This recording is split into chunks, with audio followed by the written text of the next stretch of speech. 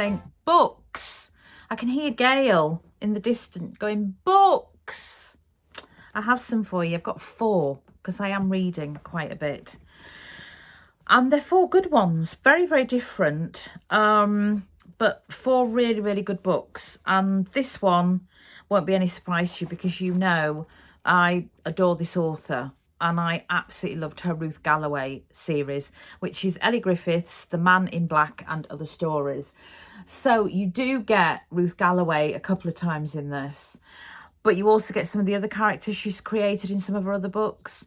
One of them, there's a sort of link to the Brighton series, which she wrote. I couldn't get into that. I did try, but I loved it. I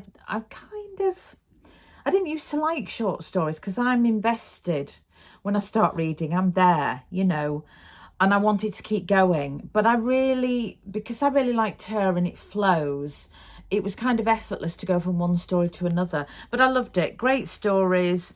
And actually, it's amazing how she can still create so much in the short space of a short story. So thoroughly recommend it if you like Ellie Griffiths, if you like a mixture of her work as well, perfect. And if you like Ruth Galloway and Nelson and you just want to keep being drip fed that scenario, this one. So this is Gwendolyn Riley. I read one of her books last year and just fell in love with her. She writes very short stories, but my goodness me, she packs a punch. This is First Love, and it's about a marriage at different times and the frailty of marriage, the beauty of it, but also the ugliness of marriage. And there's some of it's actually quite uncomfortable. And if you've been through stuff, which we all have, it really does sort of make you think, oh, yes, I remember that well. But it's so exquisitely written, and it's just like this little spider's web, everything connected, everything just beautifully sort of gathered in this tiny space. The characters are very real. That's the other thing. And what I love is that nobody's perfect.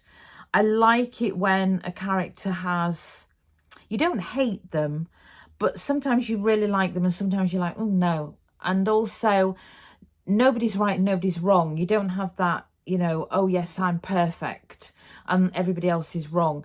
Everybody's got their foibles and their issues. And I just love her writing. But it's quite a sad book and it's quite a hard book. And the topic is difficult. And sometimes you kind of like, oh, it leaves you feeling a bit uncomfortable. But it's real. And the writing just draws you in. It's as simple as that. The writing is wonderful. Gwendolyn Riley, give her a go if you haven't done already. This was absolutely exquisite. I don't know what I thought it was about, but it completely took me on a journey of utter love of the work, the words, the story, and the whole scenario. It's Catherine May, and it's sort of, I think it's been an internet hit, really. I got this in my local shop, which I'm always happy to buy from, you know, local. Catherine May, Wintering. And it really is, I mean, Elizabeth Gilbert says it's a truly beautiful book. It really is. I would say, and this is maybe just me, but you really need to read this when it's cold and dark and you've got your candles lit and maybe a fire roaring, because then you're really in the zone. So this is about basically how Catherine, her story, people she knows, how people in other countries get through winter, prepare for winter, live through winter, survive winter. And of course, around the world, some people's winters are a lot longer than others. But it is just the most beautiful, beautiful book. It really, really is. The words, the images, you just live it, you feel it. Now, if you love winter, and I do, I think you'll get a lot from it because it really swells your heart. But it's also a really good book if you're not a winter person, because it kind of gives you those little stepping stones of actually there's a lot of beauty in winter. And what I loved was how we think, it changed my perspective on something, which is always wonderful with the book, is we go through, and a lot of people do it, I do it, everything's dead in winter. You know, you go, oh, all the trees have died, all the plants have died. But of course they haven't. They've just changed. It's like us. We put a coat on in winter to keep us warm. The plants get rid of all their leaves and everything and shed because it's just a stage. They're not dead. They're still alive. And I thought, God, that's so right. How we might look in a garden in winter and think, oh, it's awful, it's all dead. But if you look at it differently and think, actually, it's just a phase and none of the plants are dead, they're just showing more of themselves, and look for the beauty within there, actually it makes things a little bit better.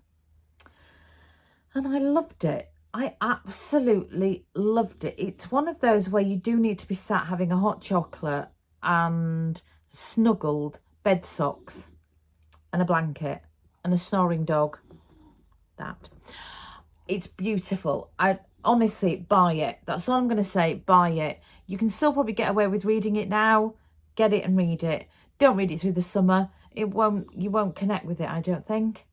Fabulous. Loved it. Now this one, I don't know how he does it. He seems to be chucking these out at a vast rate of knots. The first one I found in a charity shop, and it set me on the road of J.M. Hall, who is a Yorkshire author, which is kind of why he drew me in. And it's A Clock Stopped Dead, Tick-Tock Time's Up. And this is about Pat, Liz and Thelma, who are 3 retired teachers who kind of, it's a bit Murder, She Wrote, you know? They end up getting drawn into murders. It's as simple as that, and solving them. And I love it. I love it because I know a lot of the areas that he mentions, so it's like going home. I like the flow of the language because a lot of the sort of northernness comes out. And this one is a really, really good story, which is a woman breaks down in a car, stumbles out looking for help, ends up in a charity shop and gets frightened and runs away. And then the charity shop's disappeared. But the same evening, a woman is killed in a car accident. But this woman's husband has previously died in a fall. And it's all connected. And it's just plotted fantastically. I loved the first one. The second one was okay. Thoroughly enjoyed this one. I raced through this one. So I loved it. Absolutely loved it.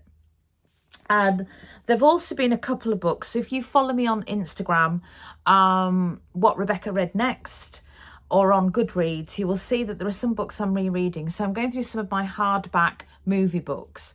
So I've done the Yul Brynner book, which is a series of his photographs. I know a few people didn't know that Yul Brynner was an amazing photographer, huge interest in photography. And apparently there are boxes and boxes of his photographs. Now I do follow his daughter, Victoria. Her mother's recently passed away, Doris Brynner. But his daughter, Victoria, was the reason the book came about. And she often talks about the boxes of photographs. And there is another book out there that's extensively his photographs, but it's thousands of pounds. I'm not buying that.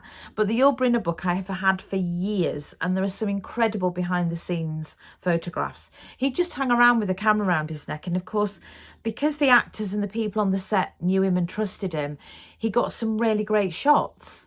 So I've done that one. Eve Arnold, if you don't know who Eve Arnold is, she was an incredible photographer at a time when women weren't really photographers, although Inga Morath was. I think Kate Winslet's just portrayed her. Inga Morath was, and she ended up marrying Arthur Miller.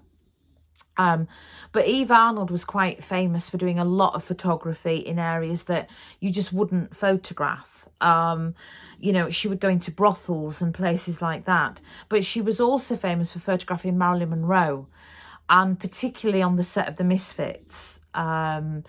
And her photographs are incredible from that. But her whole book where she talks about how she gets into photography, and it features a lot of her photographs, are amazing. So I've recently gone through that, and then I'm just working my way through them. So they just go back on my bookshelf when I've read them. So, but do follow me on Instagram, What Rebecca Read Next, or go on to Goodreads if you do that, and you'll see the books as I've read them. So I'm doing those as well. Generally, I'm doing 2 at a time when I'm reading.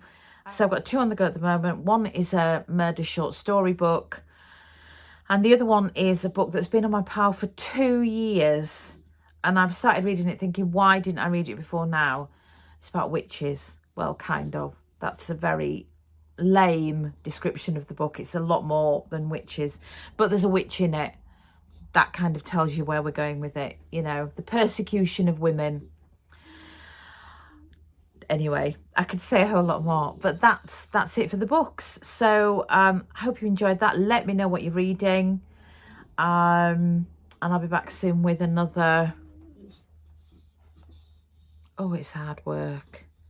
Hard work being a bulldog that's just had your 3rd sleep. Oh dear.